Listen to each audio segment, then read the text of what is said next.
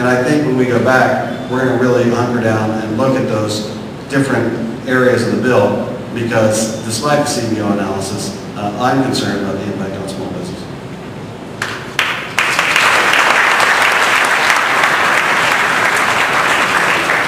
This is one of the issues where the House and the Senate bill vary pretty significantly. There is no surcharge in the Senate bill, I'm sorry. There's no surcharge in the Senate bill. There's no surcharge in the Senate bill for small employers. In fact, small employers under the Senate bill are exempted from any penalty if they don't offer health insurance, but they are given credits to offer health insurance. And when you get to the medium and larger size health insurance plans, instead of doing a surcharge tax, there's a fine per employee, $750 per employee if the medium size or larger employers don't offer health plans to their employees. But the small businesses are exempt from any fine. There is no surcharge tax, and they do get credits. Let's go through the panel one last time, and then we'll have questions from the audience. Sarah, do you want to go?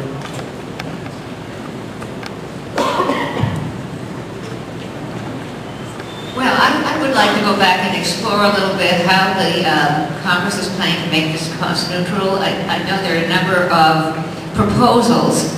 Not everybody, everybody has a different opinion about who should be contributing to the cost. So I wonder if you could address that.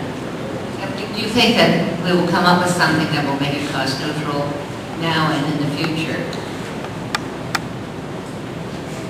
In Congress, there's an entity called the CBO, the Congressional Budget Office, which is nonpartisan, but it scores all of the bills.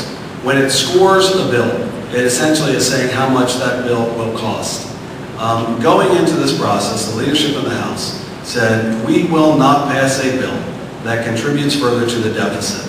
It has to be paid for. And so, as part of that pay for, there are various mechanisms in place to achieve savings, especially through reduction of fraud in both Medicaid and Medicare. In addition to looking at overpayments in Medicare Advantage, in addition to that, there is the surcharge that was mentioned and the income tax increase. It is estimated that over 10 years, the bill will cost $1 trillion. That is a very steep price. I, along with many others, would prefer that we focus on savings in the system, that we look at healthcare IT, we look at preventative care and wellness, we look at fraud mechanisms that we can go after in both Medicaid and Medicare to make them more efficient prior to looking at new revenue sources, and work on those prior to moving toward the increase in taxation. The challenge here is that if you're going to bring in millions more into the system, there is a cost associated with that. However, you got to stand back a minute and say, if we believe that we already have the most expensive system in the world, which we do, it's kind of hard to say, well, we need to add another $1 trillion over 10 years into that system. So many of us are looking at ways that we can save money in the existing system before we would increase any taxes on anyone. So that's another issue that a lot of us are discussing within the Democratic caucus, and certainly the Republicans have been discussing it, as to how we move forward in terms of the pay force. It's unclear how the Senate will actually pay for the bill. What we did in the Health Committee is we racked up certain cost savings that we think that were in the Health Committee's jurisdiction that we were able to address during markup. Those include reducing medical errors, having better prevention and wellness initiatives that will drive down costs over the long term, and things of that nature that were in our committee's jurisdiction. We are working with the Finance Committee about how the bill will ultimately be paid for, and it's not clear yet how that will be. Senator Brown has consistently said that he would not be for a tax on the middle class, and he wouldn't be able to support a bill that did that. So they're looking at other options about how they can finance health reform. And the one thing that I would add is that $1 trillion is certainly a significant amount of money, but I think if you look at it in context, over the next 10 years, if we do nothing, it is projected that the health care in this country is going to cost $4.4 trillion. So I know $1 trillion is a lot, but $4.4 trillion is a lot more. Do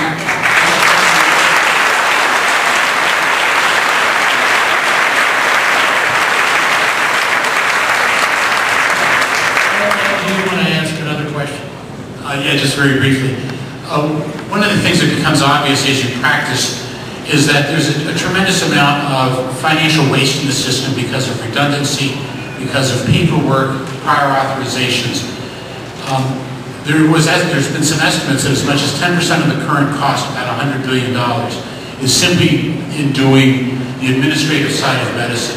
Is there any move afoot to streamline us and make our jobs not only easier, more efficient, more cost efficient too? Yeah, I think in this legislation and in the stimulus as well, there is a significant investment in healthcare IT. And we actually have a great example here in Cincinnati called HealthBridge, which is a significant investment in healthcare IT.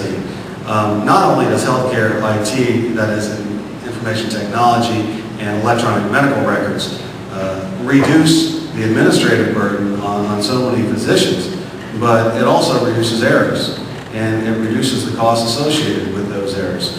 So I think the best thing that we can do in terms of the administrative burden, certainly from the public side, is to help in terms of investment in healthcare IT.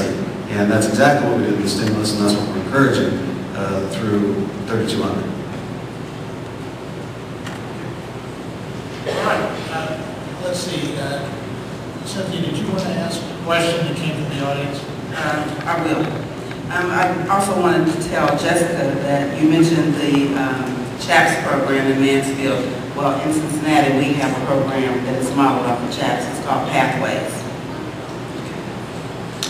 This question came from the audience, and it says, will the government option limit the amount an individual who requires the $2,500 plus medication to be able to have? I read it like it was written.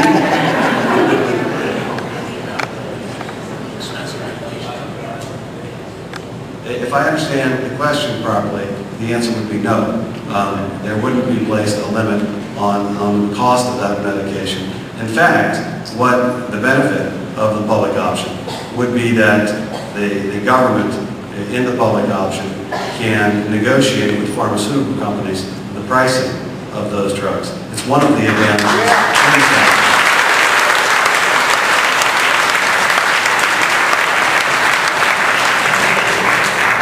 Bill, you ready to answer your last question? Yeah, Congressman Driehaus mentioned this, and I just want to follow up on this. It seems that there's a very organized opposition to any kind of health care reform. It would seem imperative that the House and Congress get together and decide a basic bill and that they could go out and educate the public about. Do you think that's going to happen after Labor Day?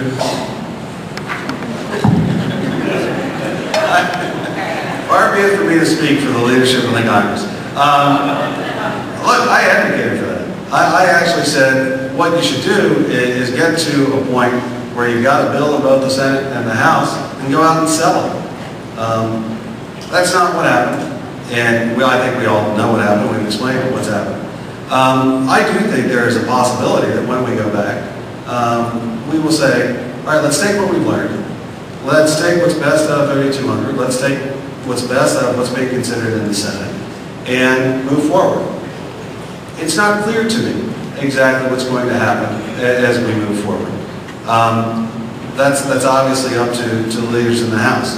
I do think, though, that it was important, as I mentioned earlier, for us to take the time to listen. And a lot of folks didn't want to. A lot of folks wanted to move and push that 3200 forward and vote on it. I've learned a lot. I think a lot of members have learned a lot. And I appreciate the questions, but I more appreciate the stories. I appreciate the stories from members that own small businesses, that people that have been impacted because they've lost their insurance or because of different procedures. So I can't predict what's going to happen in the legislature, but what I can tell you is that I think we're all better for taking the time and asking a lot more questions so that we move forward with a smart piece of legislation.